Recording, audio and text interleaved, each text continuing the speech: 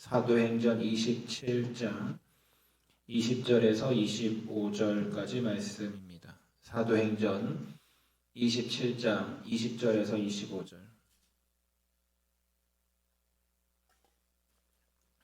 제가 봉독하겠습니다. 여러 날 동안 해도 별도 보이지 아니하고 큰 풍랑이 그대로 있음에 구원의 여망마저 없어졌더라.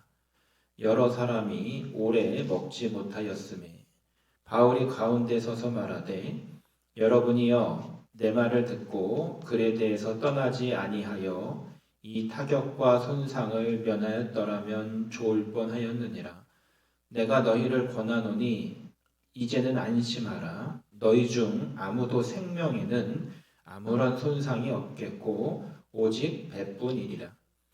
내가 속한 바 곧 내가 섬기는 하나님의 사자가 어젯밤에 내 곁에 서서 말하되 바울아 두려워하지 말라. 내가 가이사 앞에 서야 하겠고 또 하나님께서 너와 함께 항해하는 자를 다 내게 주셨다 하였으니 그러므로 여러분이여 안심하라. 나는 내게 말씀하신 그대로 되리라고 하나님을 믿노라. 아멘. 아멘. 우리 말씀의 제목을 한번 다 같이 읽겠습니다. 시작. 하나님을 바라봅니다. 아멘. 한 주간 잘 지내셨습니까? 어제 비가 참 많이 왔죠, 밤에. 비 피해는 없으셨나요? 우리가 하루하루를 살다 보면 예상하지 못한 일들이 종종 발생하곤 합니다. 저는 어제 비가 온다고 했지만 이렇게 많은 비가 올 줄은 전혀 예상하지 못했습니다. 갑자기 비가 와서 굉장히 당황했고 바빴습니다. 분주했어요. 우리가 한치 앞을 알 수 있다면, 우리가 당장 내일에 벌어질 일들을 알 수 있다면 대비하고 준비하겠지만, 그러나 우리의 인생은 한치 앞을 알 수가 없고 당장 내일을 알 수가 없습니다. 잘 준비해도 예상하지 못했던 일들은 참 많이 발생합니다. 만약 우리가 미리 알고 대비를 잘 했다면 발생하지 않을 사고들도 있습니다. 아마 이태원에서의 사고도 그럴 겁니다.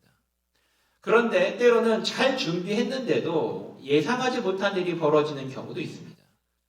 이번 여름에 태풍이 우리나라에 크게 닥친다라는 것을 알고 각 지역마다 태풍에 대한 준비를 참 열심히 잘 했습니다. 그런데 뉴스를 보니까 한 마을이 눈에 들어왔습니다. 그 마을은 분명히 태풍에 대한 대비를 잘 했었는데 마을 전체가 물바다가 되었어요. 이유를 보니까 태풍 대비를 하면서 그 물길을 인도하는 그런 블럭들을 잘 세워놨는데 담당 공무원 한 명이 그 개폐 장치를 잘못 눌러서 그게 열려버린 거예요. 그래서 그 마을로 물이 다 들어와 버렸어요. 대비는 잘했는데 예상하지 못한 일 때문에 결국은 마을이 물바다가 된 사고를 보게 되었습니다. 오늘 성경에도 참 잘 대비했다라고 생각했지만 예상하지 못한 문제로 어려움을 겪는 사람들의 이야기가 나옵니다. 바로 바울과 함께 배에 탔던 사람들입니다.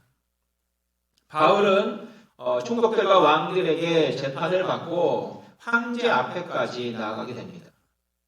당시에 아그리파 왕과 이스라엘을 다스리던 총독들은 바울이 죄가 없다라는 것을 알았지만 바울이 황제 앞에서 복음을 전하기 위해 나는 황제에게 재판을 받겠습니다 라고 이야기를 했고 결국은 로마까지 가게 됩니다. 여전히 죄수의 신분으로 배에 타서 이 로마를 향해 항해를 하는데 항해 가운데 문제가 생깁니다. 바울은 이미 선교 여행을 통해서 여러 번 배에 항해 경험이 있었습니다. 그래서 그는 지금의 그 로마를 향하는 그 항해가 상당히 위험한 시기에 있다라는 것을 또한 알게 되었습니다. 성경을 잘 살펴보게 되고 역사를 잘 살펴보게 되면 당시에 지중해에는 항해를 하면 안 되는 금지 시기가 있습니다. 그리고 그 금지 시기에 항해를 하면 대부분 사고가 나기가 쉬웠습니다. 바울도 이 사실을 알았기 때문에 적어도 겨울은 여기서 보내고 이 시기가 지나면 로마로 향하자라고 당시 백부장과 선장에게 권고를 했지만 그의 권고는 무시를 당합니다. 우리가 여기서 한 가지 알아볼 수 있는 것은 무엇이냐면 바울은 자신이 로마를 가기를 원했지만 그 시기와 방법에 있어서는 전혀 자신의 의사와 상관없이 결정할 수 없는 그저 끌려다니는 신세였던 것을 보게 됩니다. 죄수의 신분이었으니까 당연하죠. 그의 의사와는 상관없이 그는 배를 타고 로마로 그 시기에 항해를 하게 됩니다. 처음에는 순탄하게 출발을 했지만 점점 항해는 어려워졌습니다. 그리고 그 가운데는 사람의 이기적인 욕심들이 뛰어들기 시작합니다. 미항이라는 곳에 머물러 있는데 그곳에서 있기보다는 하루 동안 더 항해를 하면 있는 곳으로 가서 그곳에서 우리가 이제 겨울을 지내면 되겠다라고 생각을 합니다. 그런데 그 하룻길에 엄청난 사고가 이 배에 생깁니다. 단 하룻밤만 가는 그 길에, 단 하루만 항해하면 되는 그 길에 갑자기 북동풍이 불기 시작하면서 유라굴로라는 그 태풍에 의해서 이 바울이 탄 배는 지중해의 어느 곳으론가 끌려가기 시작합니다. 그리고 그곳에서 배는 서서히 침몰하기 시작합니다.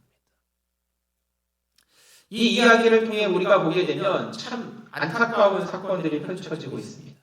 그 북동풍 속에서 배에 탔던 모든 사람들은 할 수 있는 모든 방법들을 사용해서 그 위험을 탈출하려고 노력을 합니다. 성경을 읽어보면 그들이 아끼고 있는 모든 물건들을 버려서 배를 가볍게 하려고 노력을 하고 또 할 수만 있으면 여러 가지 방법을 통해서 탈출하려고 시도를 합니다. 그런데 점차적으로 그들은 그 모든 소망을 버리게 됩니다. 우리 성경을 한번 보시죠. 27장 18절에서 20절까지 말씀입니다. 끌어올리고 줄을 가지고 선체를 둘러감고 스르디스에 걸릴까 두려워하여 연장을 내리고 그냥 쫓겨가더니 우리가 풍랑으로 심히 애쓰다가 이튿날 사공들이 짐을 바다에 풀어버리고 사흘째 되는 날에 배의 기구를 그들의 손으로 내버리니라. 여러 날 동안 해도 별도 보이지 아니하고 큰 풍랑이 그대로 있으니 구원의 여망마저 없어졌더라. 아멘. 참 답답하죠. 힘들죠. 하루 이틀도 아니고 여러 날이 지나가는 동안 해도 별도 보이지 않는 암울한 상황에 처했습니다. 처음에는 승객들의 물건을 버리다가 나중에는 배에 있는 중요한 물건들까지 버리기 시작합니다. 단순히 떠있기 위해서. 모든 물건들을 버려가며 배를 가볍게 만들기 시작을 합니다. 사람들은 너무 힘들고 너무 불안하고 너무 두려워서 밥도 제대로 먹지 못합니다. 그들은 그들 가운데 소망이 사라지고 구원이 없다. 이제 우리는 끝났다라고 절망하기 시작합니다. 이 상황 속에서 유일하게 소망을 가지고 구원에 대한 믿음을 가졌던 사람이 있습니다. 그 사람이 바로 우리 오늘 성경의 주인공인 바울입니다. 바울은 그날 밤에 하나님의 사자를 만납니다. 하나님의 사자는 두 가지를 약속해 줍니다. 첫 번째는 바울이 로마의 황제인 가이사랴 앞에 서서 복음을 전할 것을 이야기합니다. 그리고 또 한 가지는 이 사명을 이루기 위해 배의 모든 생명들을 아무 손상 없이 보호해 주겠다라는 약속을 바울에게 주게 됩니다. 바울은 그 하나님이 주실 사명과 그 약속에 힘입어서 구원의 소망을 가지고 담대히 서게 됩니다.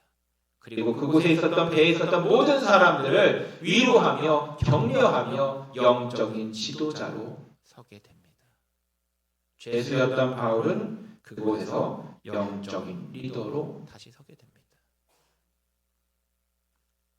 그리고 그 가운데 사람들이 힘들어하고 소망이 없을 때 그들에게 떡을 떼어주며 그들을 위해 축복 기도를 해주며 그들이 다시 한번 위로를 받고 힘을 얻을 수 있도록 돕는 모습을 보여주고 있죠.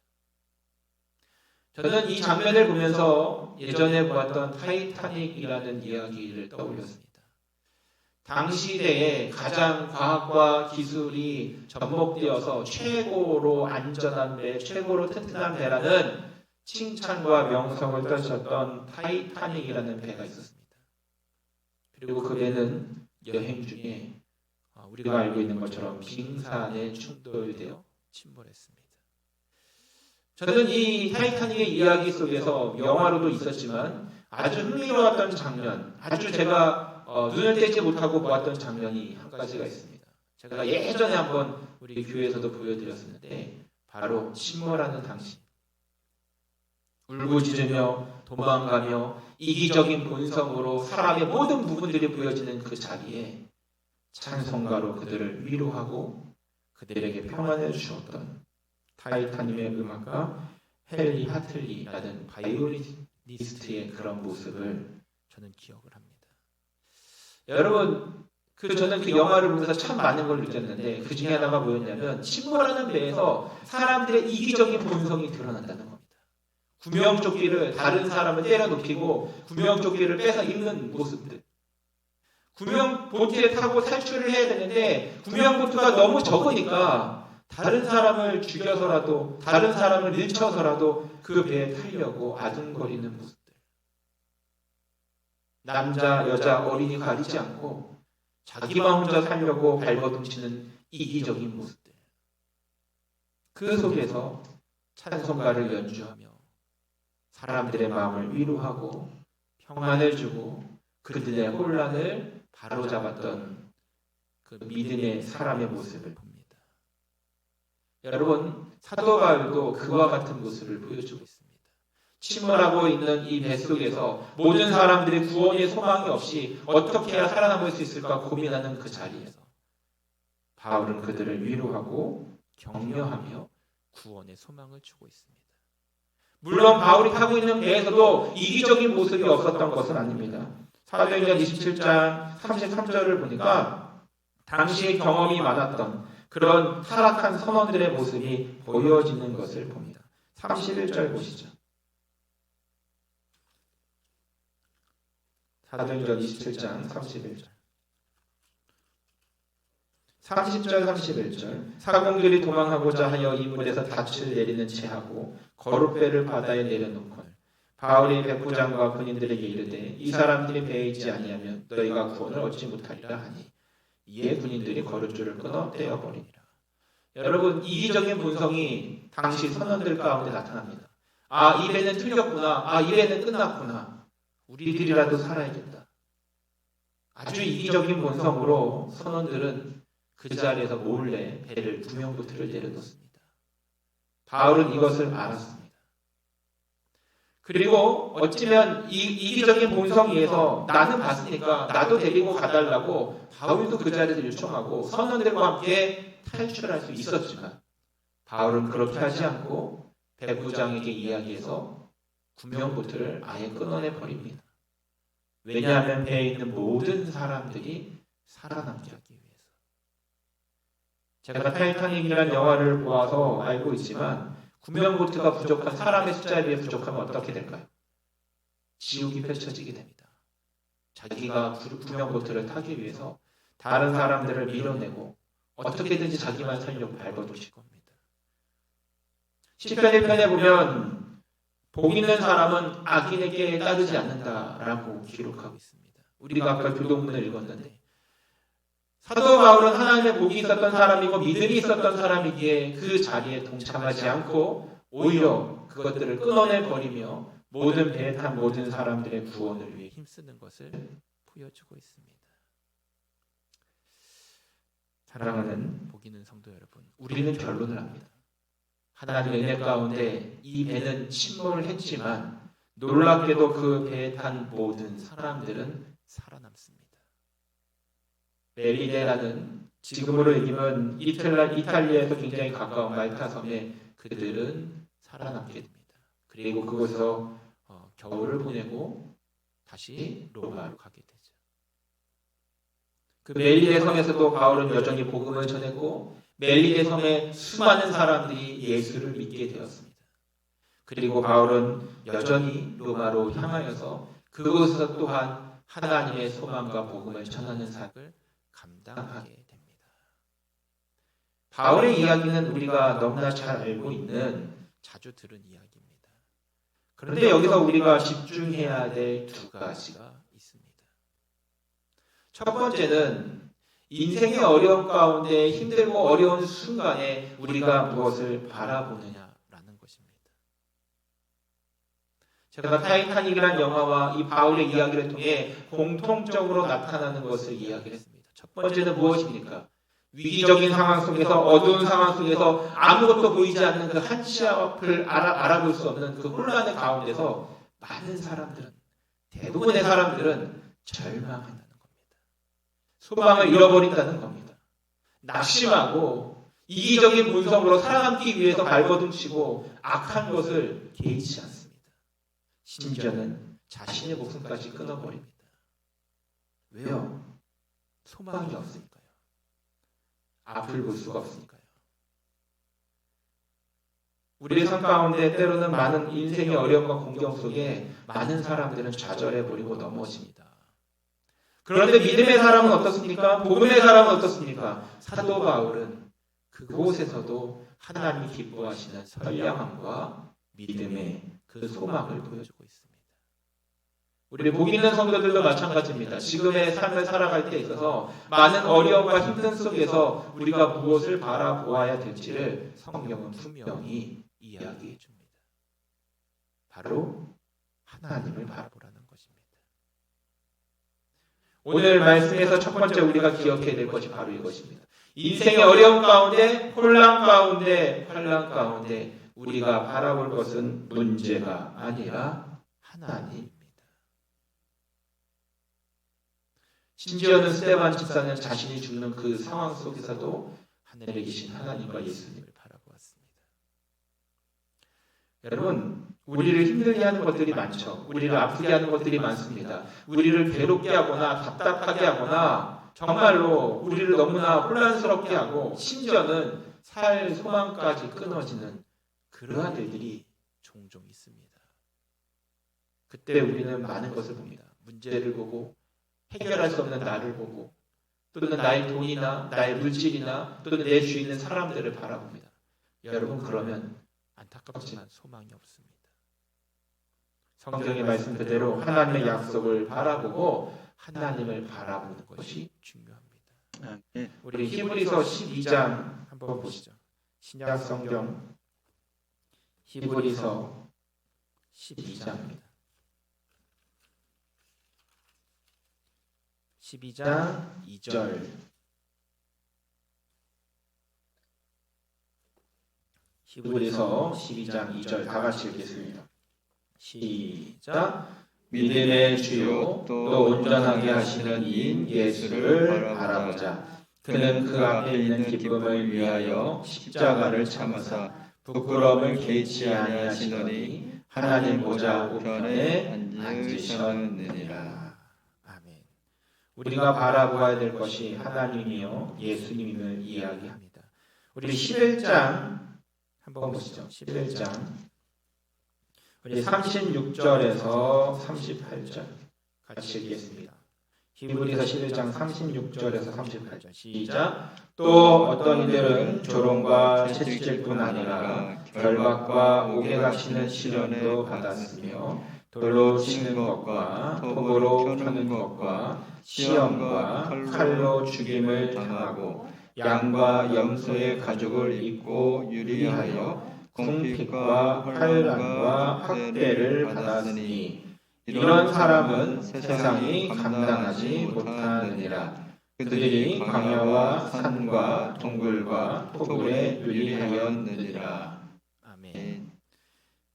히브리서 11장에는 믿음의 사람들의 이야기가 나옵니다. 그런데 그들이 때로는 많은 고문과 박해와 조롱과 학대와 환난을 당하면서도 심지어는 집이 아닌 산과 동굴에 돌아다니는 그러한 떠돌이 신세가 되었음에도 그들은 믿음을 바라보고 있습니다. 그리고 성경에 보면 38절에 이런 사람은 세상이 감당하지 못하는 사람들이라고 이야기합니다. 사람들이 볼 때 이상합니다. 사람들이 볼 때 뭐 저런 사람이 있지? 라고 생각합니다.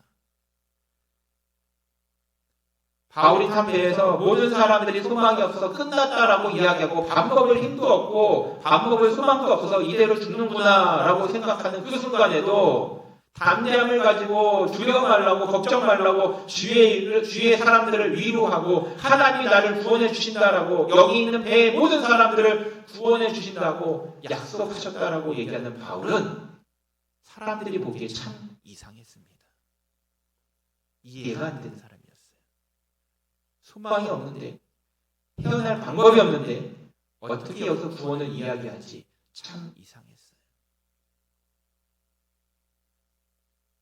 여러분, 세상이 감당하지 못하는 믿음의 사람은 세상의 기준과는 다른 기준으로 살아가기 때문에 감당할 수가 없습니다.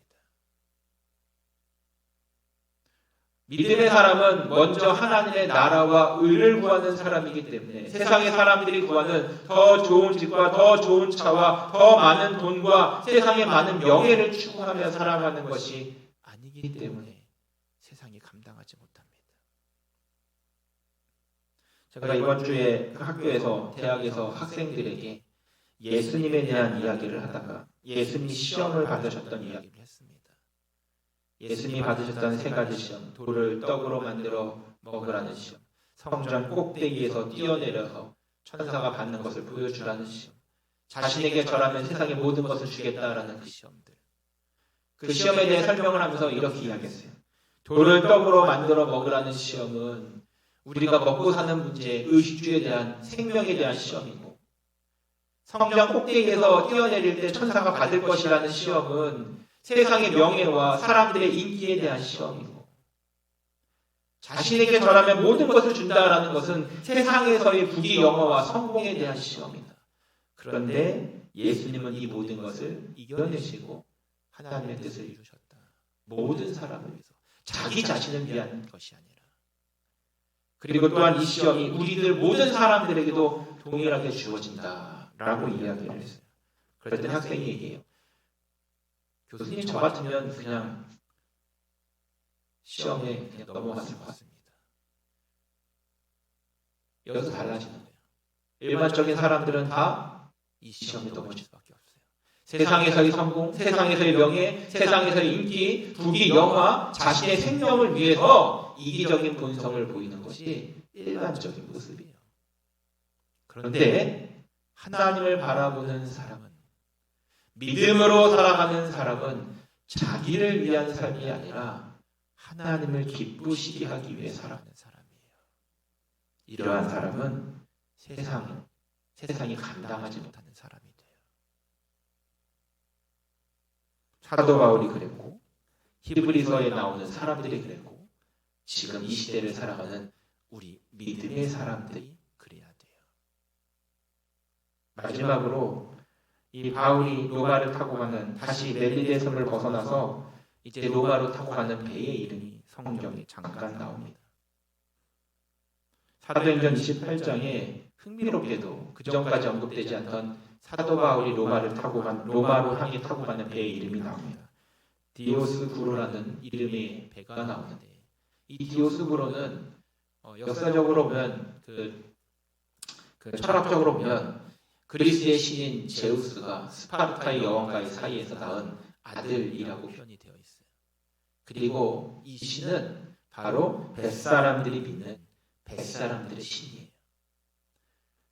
그들은 이 벳사람들의 신을 숭배하면서 자신들이 험난한 항해 가운데 안전하게 집으로 돌아오기를 소망했어요.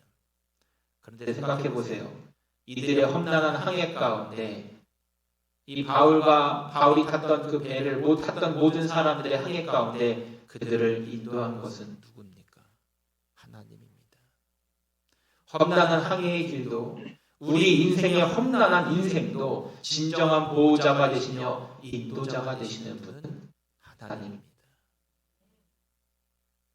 사도 바울과 함께 배에 탔던 모든 사람들은 이 사실을 바울을 통해 경험합니다.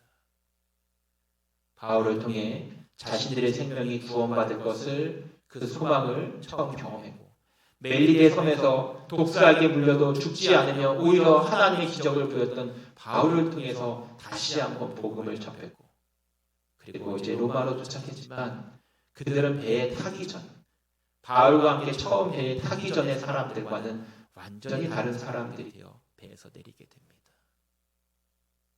사랑하는 우리 복 있는 성도 여러분, 이 말씀을 정리하면서 저와 여러분 가운데 다시 한번 참된 소망을 갖기를 원합니다. 바울은 항상 소망을 가지고 살아가던 사람입니다. 배 속에서도 태풍 속에서도 환란 속에서도 그 소망은 흔들리지 않았습니다. 그리고 그를 세상이 감당하지 못하는 사람으로 만들었습니다. 오늘 복 있는 교회 이 예배를 드리는 우리 모든 성도들도 그와 같은 성도가 되기를 바랍니다. 아멘. 세상이 바라볼 때 조금 이상할 수 있습니다. 세상이 바라볼 때 조금 어리석을 수도 있습니다. 세상 사는 법이 이렇지 않은데 왜 꼭 저렇게 살아가냐고 사람들이 볼 때 미련하게 여길 수도 있습니다. 그런데 여러분, 그것이 환난 가운데 우리를 달게 만듭니다. 세상이 살아가는 법대로 살아가던 사람들은 환난과 혼란 가운데 자기만 살아남으려고 이기적인 모습을 보이고 때로는 절망하고 자포자기하지만 하나님을 바라보며 믿음으로 살아가는, 세상과 다른 기준으로 살아가는 사람은 그 환난과 혼란 가운데도 하나님을 바라봅니다. 우리 모든 복 있는 성도들이 모든 순간 주님 바라보며 주님과 동행하는 삶을 사시기를 주님의 이름으로 축원을 드립니다. 기도하겠습니다. 하나님, 인생의 모든 어려운 순간, 예상할 수 없는, 통제가 불가능한 우리들의 삶을 봅니다.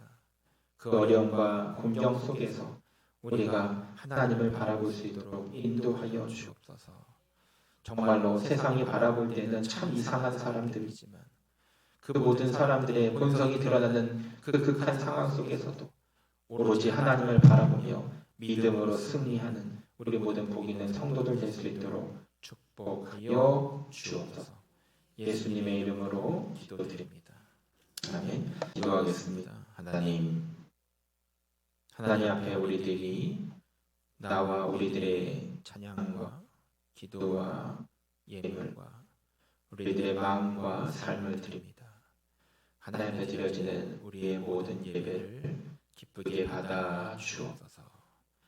우리들이 드리는 예배가 아벨의 제사처럼 하나님이 기뻐 받으시는 거룩한 산 제사 되게 하여 주시고, 주일의 예배뿐만 아니라 매일의 우리의 삶도 하나님께 온전히 드려질 수 있도록 축복하여 주옵소서. 주님 앞에 온전한 마음으로 드리는 예물들, 시베일조, 감사 예물, 선교 예물, 건축 예물, 구역의 예물, 일천 번째 이르기까지 주님 앞에 드려지는 모든 예물을 주님 기뻐 받아주시고, 과거의 두 렙돈처럼 그 마음을 받아주셔서 정말로 하나님이 기뻐하시는 복음 전파에 귀하게 쓰임받을 수 있도록 인도하여 주옵소서. 특별히 주님, 드리고 싶지만 물질의 연약함으로 드리지 못하는 가정들 불쌍히 여겨주셔서 채워주시고 차고 넘쳐 하나님께 드릴 수 있도록 인도하여 주옵소서. 하나님, 우리들의 마음과 생각이 온전히 하나님만 바라볼 수 있도록 도와주시되, 주님 특별히 우리들의 모든 삶 가운데 하나님과 동행하는 역사가 있게 하여 주시고, 특별히 경제적인 어려움을 겪는 가정들 이 위기를 잘 이겨낼 수 있도록 축복하여 주옵소서. 하나님, 특별히 육체의 연약함을 가진 가정들 치료하여 주시고 회복시켜 주시고 힘주시고, 마음 가운데 근심과 걱정 가진 가정들 주님 안에 참 평안과 위로 얻을 수 있도록 인도하여 주옵소서. 이제 얼마 남지 않은 우리 수능 입시생들 기억하여 주셔서 주님 담대함으로 지금까지 수고한 모든 것들 좋은 결과로 열매 맺을 수 있도록 축복하여 주옵소서. 예배 가운데 나온 모든 심령들 섬기는 자들 기억하여 주셔서 하나님께 영광 돌리는 우리 모든 복 있는 성도들 되어지도록 축복하여 주옵소서. 이제는 우리를 구원하신 예수님의 은혜와 우리의 아버지 되시는 하나님의 사랑하심과 우리를 지키시며 보호하시며 도우시는 성령님의 역사심이 세상이 감당하지 못하는 믿음의 사랑으로 어떠한 상황 속에서도 주만 바라보리라는 믿음으로 고백하는 우리 복 있는 성도들 위해 이제부터 영원까지 함께 계시기를 축원하옵나이다. 아멘. 아멘.